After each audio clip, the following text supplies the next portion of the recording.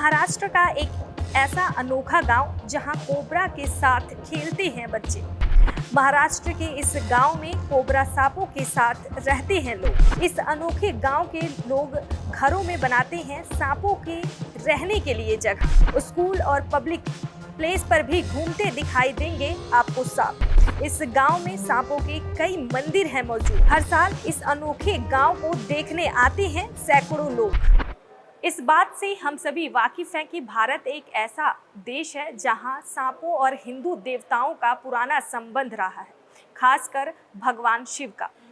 हर साल नागपंचमी के त्योहार पर भारतीय गांवों में हजारों भक्त सांपों की पूजा करते हैं और उन्हें दूध चढ़ाते हैं।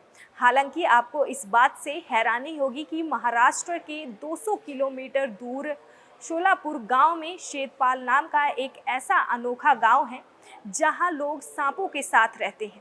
जी हाँ, इस गांव में न केवल सांपों की पूजा होती है बल्कि इस गांव के लोग सांपों को रहने के लिए एक घर में जगह भी बनाते हैं। दिलचस्प बात यह है कि यहाँ के स्थानीय लोगों को किसी भी तरह का नुकसान नहीं पहुँचाते हैं सांप। तो चलिए आपको इस गांव की कुछ और जानकारी देते हैं। शेतपाल एक ऐसा गांव है जहां सांपों की आवाजाही पर किसी भी तरह की रोक टोक नहीं है। दिलचस्प बात यह है कि यहाँ के सांप 2600 से अधिक ग्रामीणों को किसी भी तरह का नुकसान नहीं पहुंचाते हैं। दरअसल कोबरा का भी हर घर में अच्छे से स्वागत किया जाता है। तो यहाँ के लोग ना तो नाग से डरते हैं और ना ही सांप यहाँ के लोगों को चोट पहुंचाते हैं। शेतपाल के लोग इन जहरीले जानवरों के साथ रहने में किसी भी तरह की दिक्कत नहीं आती है।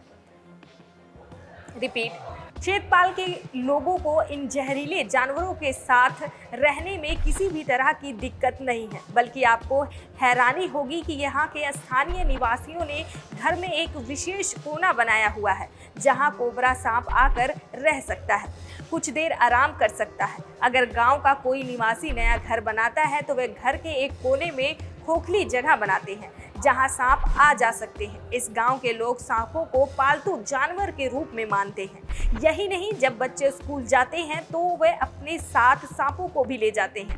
हैरान कर देने वाली बात तो ये है कि बच्चों को सांपों से डर नहीं लगता, क्योंकि बचपन से वे निडरता के साथ सांपों के साथ रह रहे होते हैं। ये सब सुनने के बाद यकीनन आप भी यही सोच रहे होंगे कि सांप इन बच्चों को भी नहीं काटते। तो आप एकदम सही सुन रही हैं। ये सांप बच्चों को भी नहीं नुकसान पहुंचाते।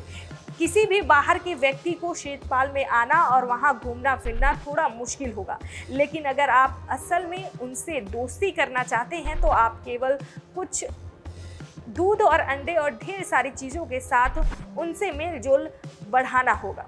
गांव वालों की सांपों के साथ इस कदर दोस्ती है, इस बारे में अभी तक कोई जानकारी नहीं है।